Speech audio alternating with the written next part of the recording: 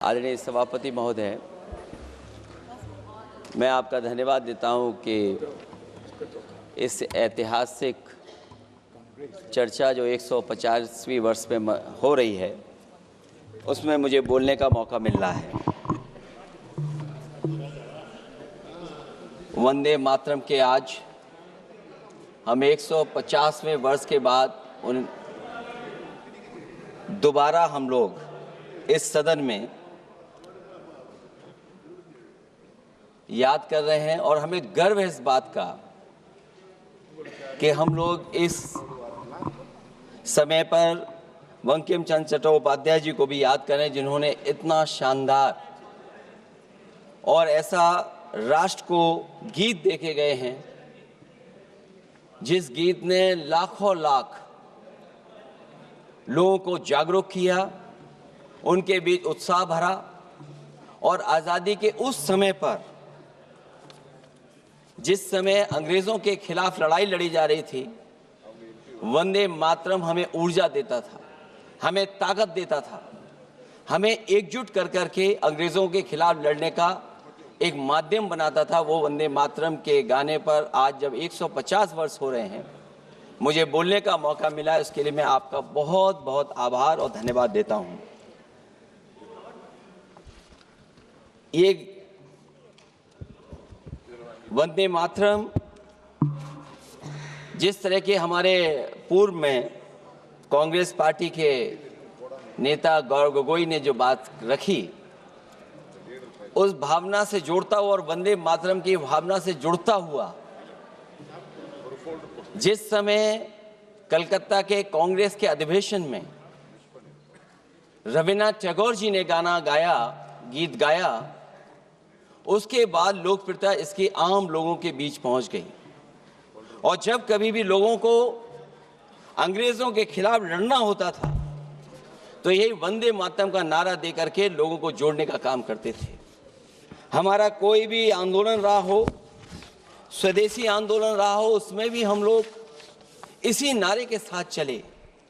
वंदे मातरम को लेकर के हम लोग इतना देश को एकजुट कर दिए कि अंग्रेज घबराने लगे। और जब अंग्रेज घबराने लगे तो जहां कहीं भी वो देखते थे कि ये नारा लग रहा है, वहां पर देशद्रोही का कानून लगाकर लोगों को जेल भेज देते। ये भी इतिहास है कि जिस समय बंगाल में बच्चों ने गाना गाया, इस गीत को अपने क्लासरूम में गाया, उस समय भी अंग्रेजों ने उनके खिलाफ मुकदमा लगा के उन्हें जेल भेजने का काम किया। ये वंदे मातरम अंग्रेजों ने बैन भी कर दिया। 1905 से लेकर के 1908 तक बैन कर दिया गया और बैन के बाद भी लोग माने नहीं, हमारे क्रांतिकारी लोग माने नहीं और वंदे मातरम को हमेशा उन्होंने अपने दिल और दिमाग में रखा और जनता के बीच में इस आंदोलन को आगे बढ़ाते रहे। सभापति महोदय, जो हमारे सत्ता पक्ष के लोग हैं वो हर चीज को ओन करना चाहते हैं। ये 150वें वर्ष में जब हम वंदे मातरम याद कर रहे हैं, बंकिम चंद्र चट्टोपाध्याय जी को हम याद कर रहे हैं कि उन्होंने इतना महान गीत हमें दिया है। सत्ता पक्ष के लोग समय समय पर हमें देखने को मिलता है कि जो महापुरुष उनके नहीं हैं या जो चीज उनकी अच्छी नहीं है, उनको वो ओन करना चाहते हैं। 150वें वर्ष वंदे मातरम, मैं अभी वो बात कहूंगा और मैं बात कहूंगा और हमारे मंत्री जी उसका जवाब देना। सभापति महोदय, क्योंकि ये बात ओन करने की आ रही है, अपनाने की बात आ रही है, तो मैं सभापति महोदय, मैं अपने सत्ता पक्ष के लोगों को याद दिलाना चाहता हूं।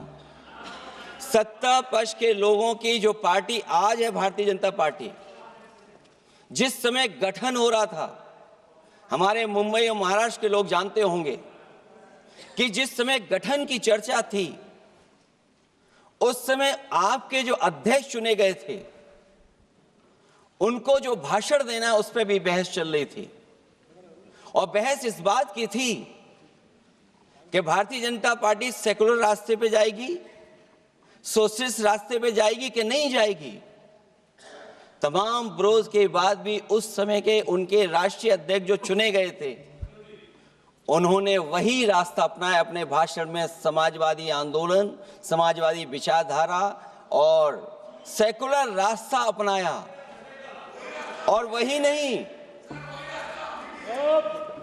नहीं, जो उनका मंच था उसमें जयप्रकाश जी की तस्वीर लगा करके भी उन्होंने लोगों को ये भ्रम फैलाने की कोशिश की कि जेपी के रास्ते पर भारतीय जनता पार्टी चलेगी।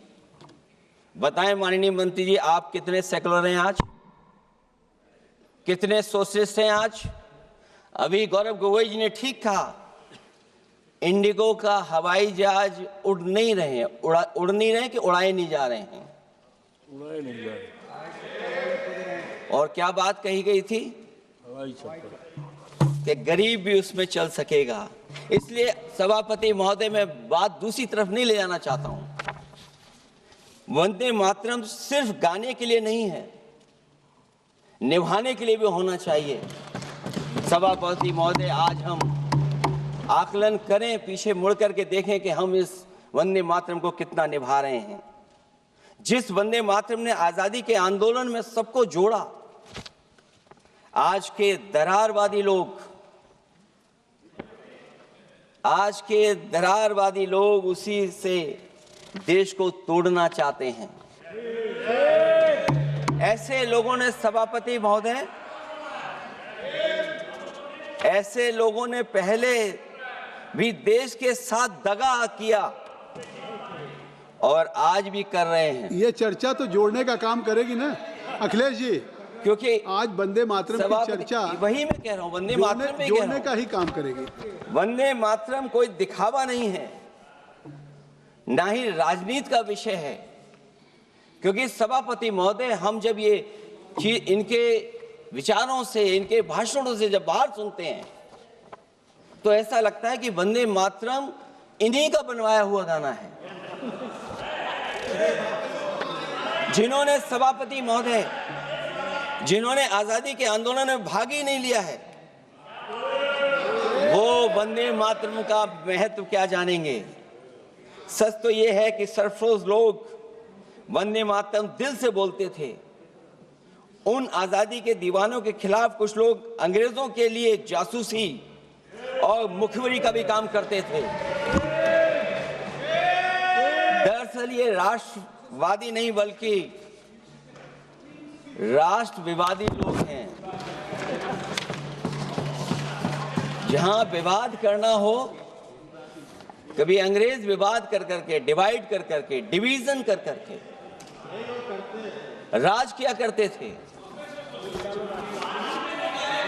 सभापति महोदय, आज भी वही रास्ता कुछ लोग अपना रहे हैं। वो डिवीजन का रास्ता अपना रहे हैं, डिवाइड का रास्ता अपना रहे हैं, दरारवादी रास्ता अपना रहे हैं। इनका इतिहास खंगाला जाए कि इन्होंने आजादी के पहले और आजादी के बाद वंदे मातरम क्यों नहीं गाया। ये सभापति महोदय, आज जब हम वंदे मातरम पे इतनी चर्चा कर रहे हैं, जिस भाव से हम लोग यहाँ बैठे हैं, कम से कम ये भी खंगाला जाए इतिहास में कि वंदे मातरम कुछ लोगों ने कब गाया। उन मुखबरों से ये सवाल पूछा जाए कि स्वतंत्रता के बाद भी उन्होंने अपना गीत क्यों बनाया। उनकी एक रंगी सोच ने तिरंगा क्यों नहीं फहराया। वंदे मातरम सियासत के झूठे राष्ट्रवादियों के लिए नहीं है, गलत लोगों की गलत मंशा पूरा देश समझता है। और केवल यही नहीं ओन करते हैं, कभी कभी भारत माता का जो चित्र है, जो पेंटिंग कभी बंगाल के महान लोगों ने बनाई थी,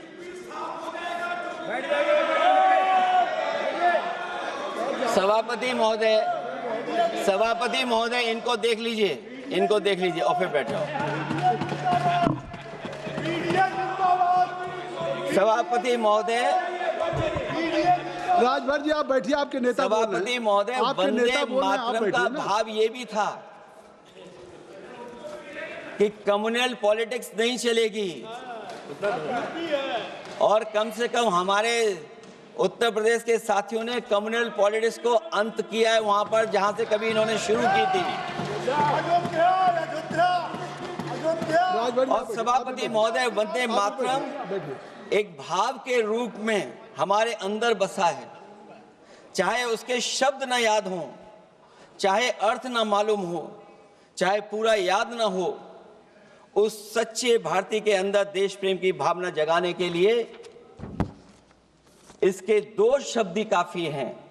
जो सच में देश की एकता और अखंडता चाहते हैं, जो भाईचारे को बुनियाद मानते हैं, उनके लिए दो शब्द भी पर्याप्त हैं जो इस वंदे मातरम से हमें मिलते हैं।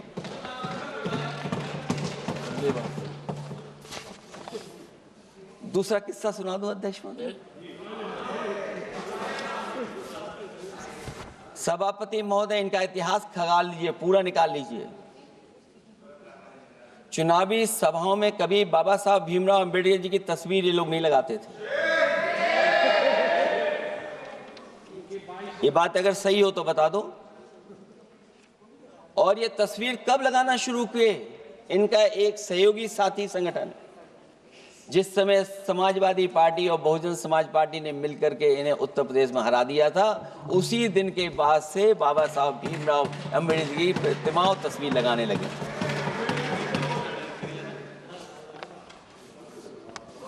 इसलिए सभापति महोदय, ये वंदे मातरम केवल गीत नहीं है, गीत के साथ साथ आज हमें ऊर्जा भी देता है। उस समय क्रांतिकारियों को ऊर्जा मिलती थी, एकजुटता का नारा था, हम साथ लेकर के चल रहे थे सबको, और देश के सभी लोगों ने जाति धर्म को भुला करके एक साथ मिलकर के वंदे मातरम के सहारे अंग्रेजों को भगाने का लगातार कोशिश की। और अंततः परिणाम ये हुआ कि जब देश जागा, वंदे मातरम के साथ साथ जय हिंद का नारा, इंकलाब जिंदाबाद का नारा लगा करके अंग्रेजों को इस देश से भगाने का काम किया। आज सभापति महोदय, जब हम चर्चा कर रहे हैं, हम कैसा देश बनाना चाहते थे और किस दिशा में हम लोग देश को ले जा रहे हैं। सभापति महोदय, मुझे अच्छा लगा कि प्रधानमंत्री जी ने वो बात याद दिलाई कि अंग्रेजों के जमाने में अगर बच्चे भी वंदे मातरम गा देते थे तो उन्हें देशद्रोही के कानून से जेल भेज दिया जाता था। आज जब हम आजाद हो गए हैं तो आज देखिए उत्तर प्रदेश में क्या हो रहा है कि जो प्राइमरी स्कूल है वो बंद किए जा रहे हैं। 26,000 से ज्यादा स्कूल बंद हो गए। और जब बच्चों को पढ़ाने के लिए हम लोगों ने जिम्मेदारी उठाई, पीढ़ी के समाज के लोगों ने जागरूक होकर के पढ़ाने की कोशिश की, तो कभी अंग्रेजों ने मुकदमा लगाया था बच्चों पर देशद्रोह का। आजादी के बाद भारतीय जनता पार्टी की सरकार ने वहां पर मुकदमे उन पे लगाए जो पढ़ने गए और जो पढ़ाने गए।